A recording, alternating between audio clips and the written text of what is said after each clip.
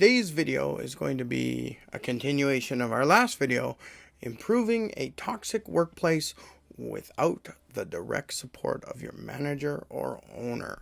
So this is part 2. These are not in order of best to worst or anything like that. Take what you need, use the ones you think you want to use. The first one we're going to talk about is encourage transparent communication. And this was kind of a theme for the last video too. It's all about the communication.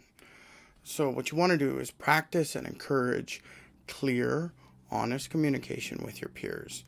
If there are misunderstandings or conflicts, address them directly and respectfully instead of allowing resentment to build. If you go all day thinking, oh, that person hates me, or I'm angry at that person, when really was just a mistake, it could have been solved, you could have had a better day. Poor communication often fuels toxicity within an organization because we're spending all day, running it through our minds. So we want to really encourage this transparency because it reduces the misinformation and fosters trust among your colleagues. So the next one we're going to talk about is emotional intelligence or emotional quotient.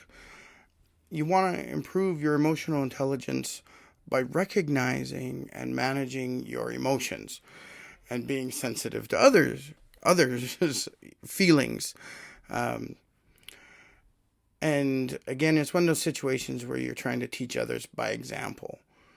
A high emotional quotient helps diffuse tense situations, makes you a better listener, and can prevent misunderstandings from escalating into more significant problems.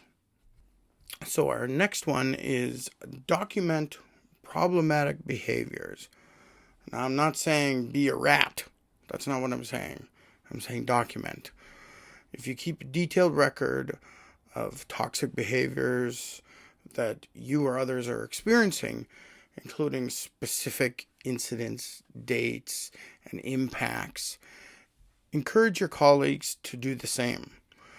Documenting behaviors creates a clear record that can be useful if employees eventually seek mediation or intervention.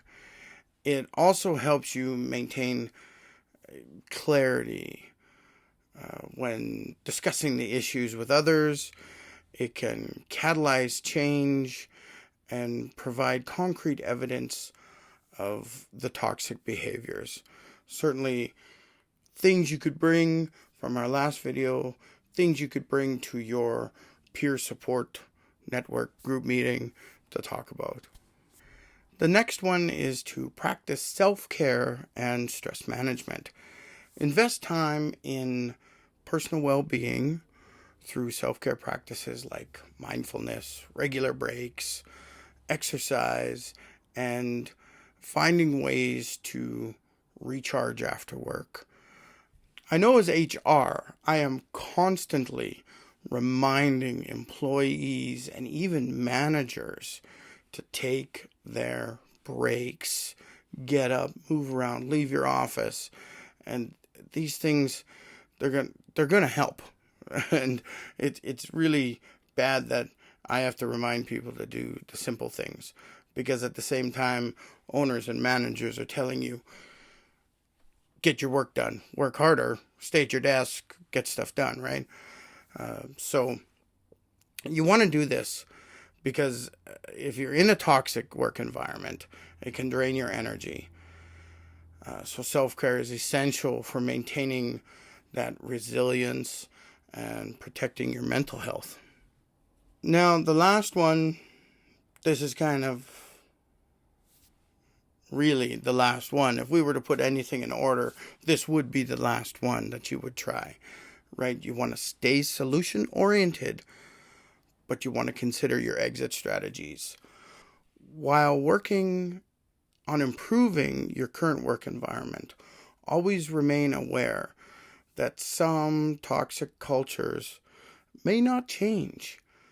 Stay focused on solutions, but be prepared to seek new opportunities if things remain unhealthy. Knowing when to move on ensures you prioritize your long-term well-being. Sometimes the best way to fight toxicity is really just to leave it behind. If you are experiencing a toxic workplace, I invite you to join our toxic workplace support community. The link is in the description. It's great for employees and for managers and for owners because it's part of that continuing communication that I like to talk about. That's so important. As always, if you got this far, thank you very much. Please like this video, subscribe to my channel so you can get more of these lists, and comment below if you have any questions. I will try my best to give you a good answer. Thanks. Bye.